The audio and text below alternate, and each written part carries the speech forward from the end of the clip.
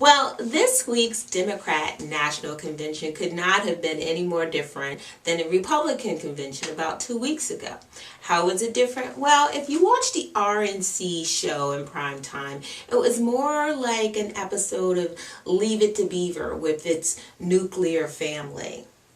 If you watch the Democrat National Convention, it was more like an episode of the ABC show Modern Family, where you saw not only the traditional nuclear family, you also saw a mixed marriage minority union, as well as same-sex unions with kids. Yes, a very diverse show. Very different. How else were their shows different? Well, take for example at the RNC, they told the fact that they love their wives and they love their moms. The Democrats, well, they celebrated the woman's choice to be a mom. Yes.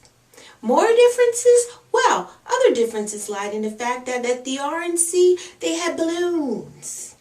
At the DNC, well, they just kept it to streamers and techno lights. Other little differences that came along, well, they were kind of sparing and big and small and all kinds of shapes and sizes. But when those Democrats got up to the podium, they made sure that they said a shout out to the troops, gave a shout out to those same-sex union couples, gave a shout out to moms and the woman's right to be a mom. Yeah, and they made sure that they mentioned God too. Yes, they did. Those Democrats, they tried to cover all angles during their show in prime time. And they also made sure that they did one thing that the Republicans didn't do. They kept it short and they stayed to script and came in on time. Unless you watched on Wednesday night where it went on for 50 minutes extra because of Bill Clinton. Now, the Republican National Convention, Mitt Romney, unfortunately, he was upstaged by this chair. Yeah, you remember the empty chair episode that everyone's been talking about with Clint Eastwood that's all over the place. Well, President Barack Obama, he wasn't upstaged by a chair. He was upstaged by a political hype man that did his job better than no other person, and that was Bill Clinton.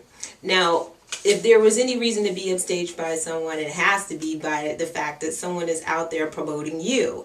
And Bill Clinton addressed the question that no one seems to be able to answer. What the Republicans have posed, well, hey, can you say you're better off than where you were 4 years ago? Bill Clinton took 50 minutes to explain, don't forget why you're not better off and what happened the 8 years prior to that 4 years. Yes, Bill Clinton broke it down.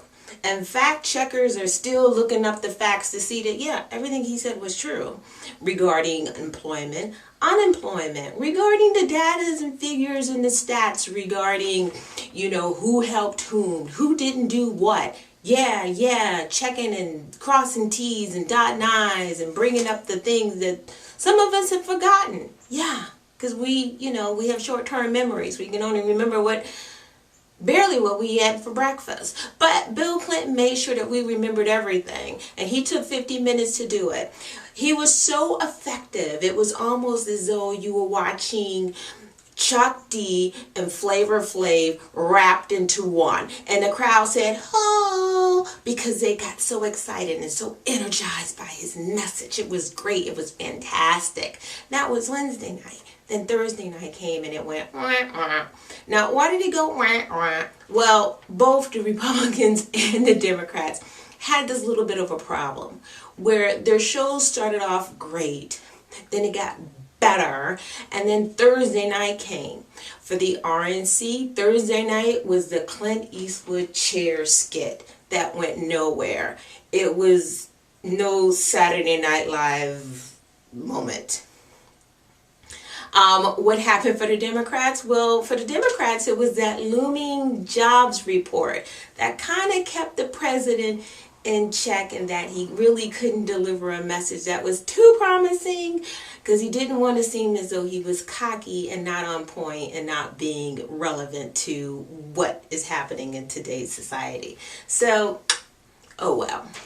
So, off of that bounce, who got the bounce? The bouncy bounce? Well, neither side got the bouncy bounce. But who is bouncing? Sarah Palin. Oh yeah, you gotta love it, because Sarah Palin is bouncing because after a week of being ignored by her own network on Fox, after weeks of being ignored by her own party, she was so elated that Senator John Kerry said her name. He said my name.